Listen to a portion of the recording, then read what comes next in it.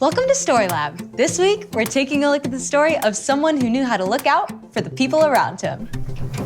Hey, guess I didn't get the flower power memo. I got you covered. Oh. All right. That's great.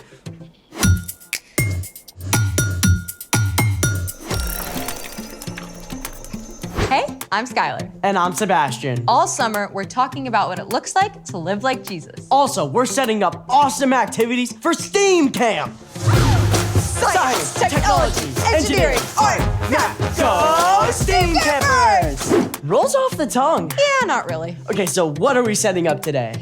We are gonna go flower power. On it! We can use this fine flour to power some chocolate chip cookies, a cake, or even some scones. Not that kind of flower. Okay.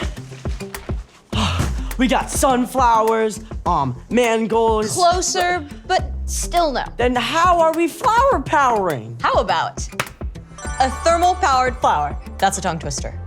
Sure. Let's make it. Today, we're making a thermal powered flower. Step 1, cut out a flower and a leaf using a template like this. You can get a grown-up to help you draw the template or find one online.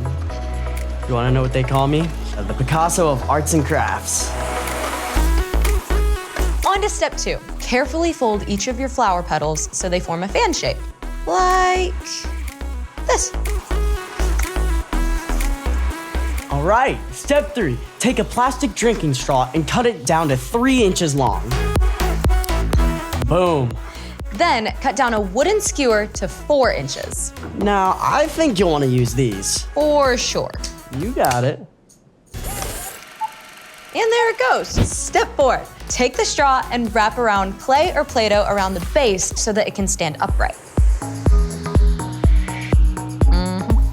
For step 5, you'll need one of these little guys. An eye screw. We're gonna tape the eye of the screw to the top of the straw. But don't cover the top of the straw with the tape. On to step 6. Take the little leaf that you cut out and tape it onto the eye screw. Perfect. Step 7, take a very small piece of clay and attach the flower to the flat end of the skewer.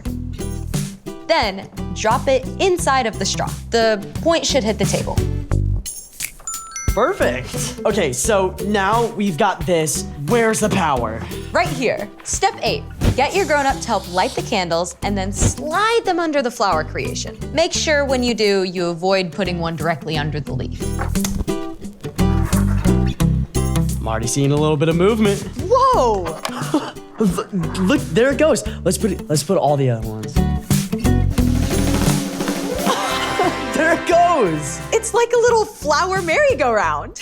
As the candle flames heat up the air around them, the warm air rises. This creates a gentle breeze that catches the petals and causes the flower to spin. You are the wind beneath my wings. Settle down, Bet. I just love how the flames provide such a great boost for the petals. Looking out for their flower friend. Speaking of looking out for others, it's time for... The story before the story. Today, we're in the book of Luke.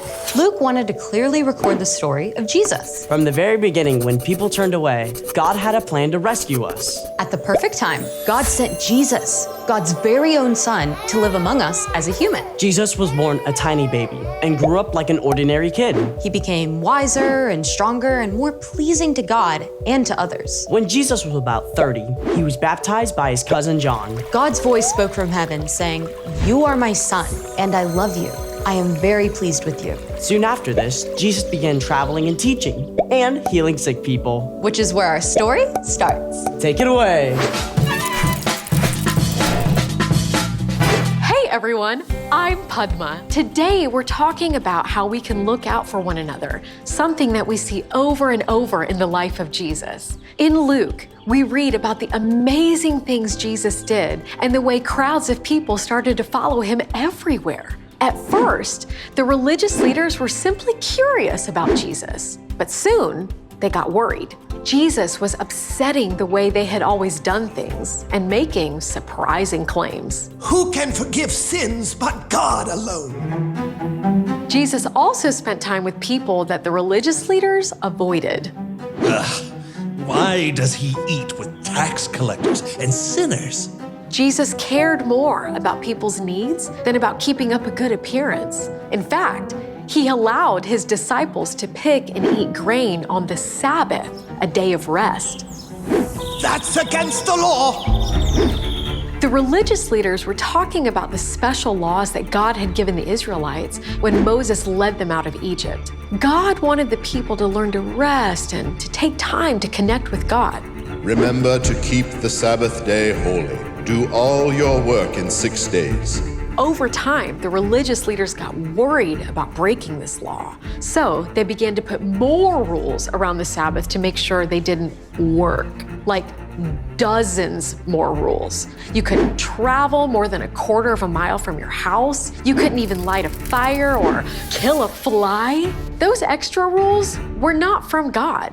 Instead of making the Sabbath more restful, it made it more stressful for most people. One Sabbath day, Jesus entered a synagogue and began to teach. In the crowd sat a man with a weak, twisted hand. Right away, the religious leaders went on high alert. Do you think he's going to heal that man, even though it's the Sabbath? Healing definitely counts as work. Jesus knew right away what the leaders were thinking, so he spoke to the man with the twisted hand. Get up and stand in front of everyone.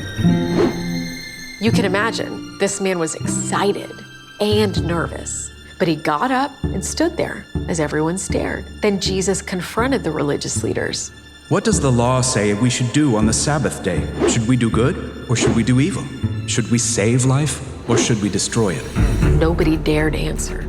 So Jesus spoke to the man with the twisted hand. Stretch out your hand. The man reached out. Everyone could see his hand had become completely whole and good as new. Amazing! Am I right? But the religious leaders did not celebrate with the man who had been made whole. Instead, they got super angry.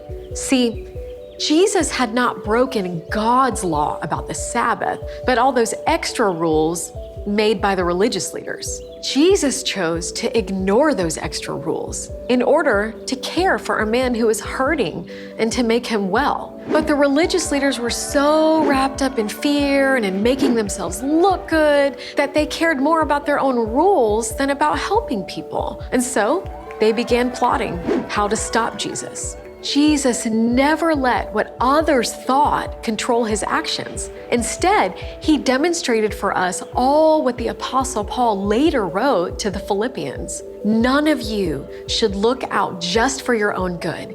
Each of you should also look out for the good of others. And that is the end. Wow, the religious leaders never really got it, did they? They really believed they were doing the right thing.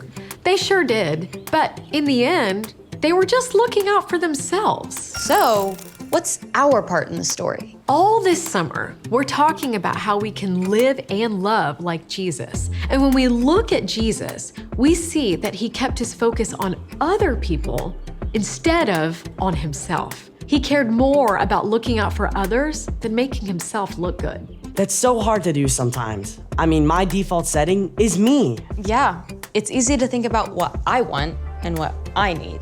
For sure. But you can ask God to take your focus off you and help you look out for what the people around you need. I mean, you could carry some extra pencils or pack an extra snack.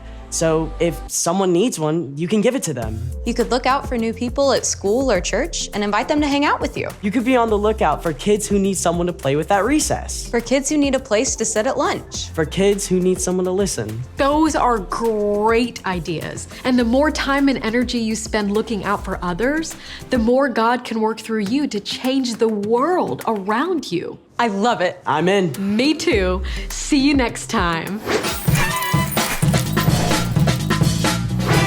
So here's the thing. Look out for one another. Your family, Your friends. your classmates. Your neighbor. Because then they can say, "You are the wind beneath my..." I'd rather see it than hear. Who doesn't need a little flower power in their day? Thanks for joining us in the Story Lab. See you next time. Think we can make it go faster with a little more candles? Oh, you're on. That's one. There it goes.